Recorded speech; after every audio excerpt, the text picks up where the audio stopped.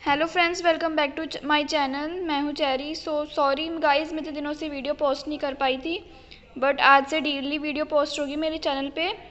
Please देख लेना आप लोग, ठीक है।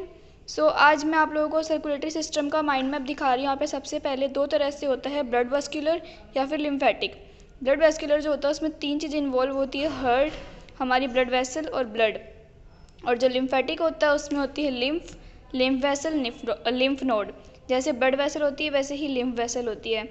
ये जो चीज़ है ये हमने पहले पढ़ी, आपको बताई थी मैंने कि जो हमारा ब्लड होता है वो दो तरह से ट्रांसफ़र होता है, या तो ब्लड वेसल या लिम्फ वेसल, ठीक है। तो जो हमारे ब्लड वेस्कुलर सिस्टम होते हैं दो तरह के होते हैं, ओपन सर्कुलेटरी सिस्टम और क्लोज सर्कुलेटरी सिस्टम। वहीं हम अगर आगे देखें तो क्लोज सर्कुलेटरी सिस्टम को हम तीन पार्ट्स में और डिवाइड कर देते हैं, सिंगल, इनकम्प्लीट, डबल और डबल सर्कुलेटरी सिस्टम। सब इनके बारे में एक एक करके पढ़ते कि ये क्या होता है, ओके। तो अब हम पढ़ेंगे टाइप्स ऑफ सर्कुलेशन। दो तरह के होते हैं, ओपन और क्लोज। अगर हम ओपन की बात करें तो जो ब्लड होता है वो हीमोसील में फ्लो करता है। हीमोसील यानी कि हमारी बॉडी का पार्ट होता है जिसके अंदर जो हमारा ब्लड है ना फ्रीली फ्लो करता है। जैसे इसके अंदर तो ब्लड वेसल के थ्रू फ्लो करता है, इसमें फ्रीली फ्लो करता है और टिश्यू से डायरेक्ट कॉन्टैक्ट में होता है। इसके अंदर ब्लड वेसल्स नहीं होती, एब्सेंट होती है। अगर हम इसमें ब्लड फ्लो की स्पीड देखें या तो बहुत ज़्यादा कम होती है, ब्लड प्रेशर इसमें बहुत कम होता है। अब इसकी एग्जांपल देखें तो इसके अंदर आते हैं इंसेक्ट्स आते हैं, ऑर्थोपोड्स आते हैं, मोलस्कस आते हैं।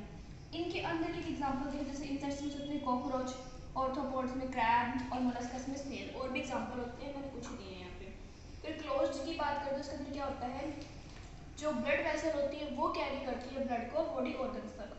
फिर इसके अंदर जो होता है वो ब्लड डायरेक्ट कॉन्टैक्ट में होता है टिश्यू के साथ, ब्लड वेसल के थ्रू होता है, इसमें डायरेक्ट में होता है।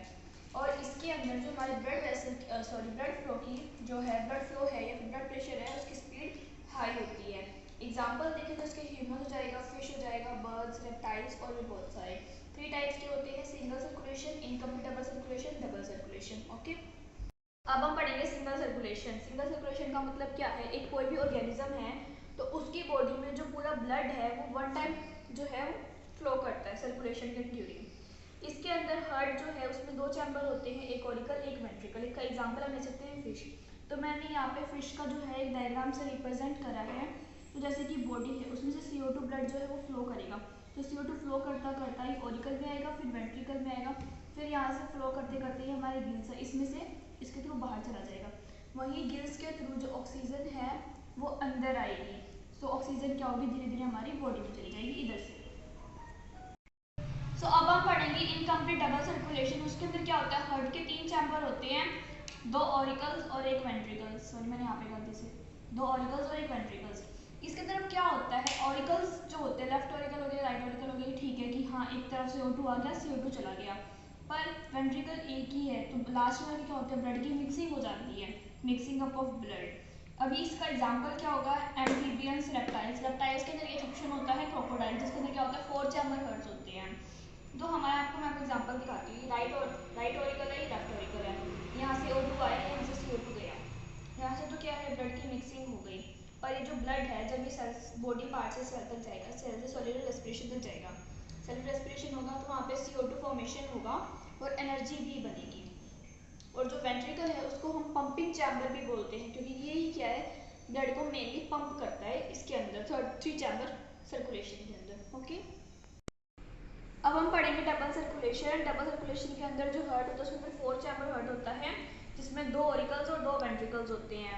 और जो हमारा ब्लड है उसके अंदर पूरे सर्कुलेशन के टाइम 2 टाइम्स हमारी बॉडी के अंदर जो है वो रन करता है।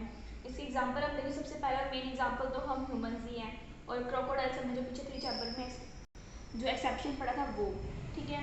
तो ये 2 टाइप्स के होते हैं, सिस्टमिक और पल्मोनरी। सिस्टमिक क्या होता है, इसके अंदर क्या इन्वॉल्व होता है, राइट ऑरिकल और लेफ्ट वेंट्रिकल, जिसके अंदर जो हमारा ब्लड है वो टिश्यूज और हार्ट के बीच में ट्रेवल करता है। हार्ट से टिश्यू में जाते तो उसके अंदर कौन इन्वॉल्व होता है, लेफ्ट वेंट्रिकल। और वहीं अगर टिश्यू से हार्ट में आएगा तो उसके अंदर कौन इन्वॉल्व होएगा, राइट ऑरिकल। वहीं अगर हम बात करें पल्मोनरी की तो उसके अंदर राइट वेंट्रिकल और लेफ्ट ऑरिकल जो है वो इन्वॉल्व होता है। जब हमारा ब्लड है वो लंग्स और हार्ट के बीच में ट्रेवल करता है, जब वो हार्ट से लंग्स में जाएगा तो उसके अंदर कौन इन्वॉल्व होएगा, लेफ्ट ऑरिकल। और जो लंग्स से हार्ट में जाएगा तो कौन इन्वॉल्व होएगा, राइट वेंट्रिकल। अब मैंने वहाँ पे डायग्राम के थ्रू कुछ बताया आपको कि जैसे मान लो ऑक्सीजनेटेड ब्लड है जो हमारी एल्वेओली से आया ट्रांसपोर्ट होके, तो किस में जाएगा, लेफ्ट ऑरिकल में। फिर कहाँ जाएगा, लेफ्ट वेंट्रिकल के अंदर, फिर लेफ्ट वेंट्रिकल में से कहाँ जाएगा, सिस्टमिक आर्टरी के थ्रू टिश्यू में, और O2 किसके थ्रू आया है इसके अंदर, पल्मोनरी वेन के थ्रू आया लेफ्ट ऑरिकल के अंदर, ठीक है।